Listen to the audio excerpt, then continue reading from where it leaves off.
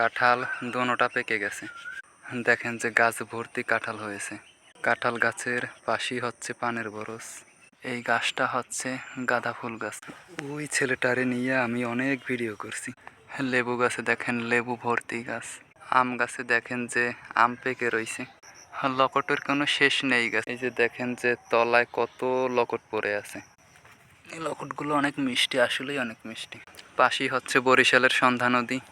এটাও একটা লকট গাছ ছিল, কিন্তু বন্যায় ভেঙে গেছে। এই ছাইডটা দেখে ভালো একটা দেখা যায় না, কিন্তু মাথায় অনেক লকট। আসলে অনেক দারুণ টেস্ট খাইতে, কঠিন মজা।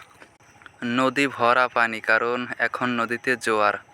দেখেন যে লকট ফুলগুলো কত সুন্দর দেখা যাচ্ছে। এগুলো একদম নিচে।